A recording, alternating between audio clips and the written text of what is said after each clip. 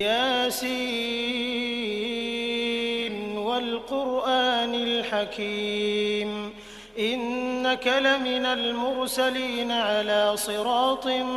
مستقيم تنزيل العزيز الرحيم لتنذر قوما ما أنذر آباؤهم فهم غافلون لقد حق القول على أكثرهم فهم لا يؤمنون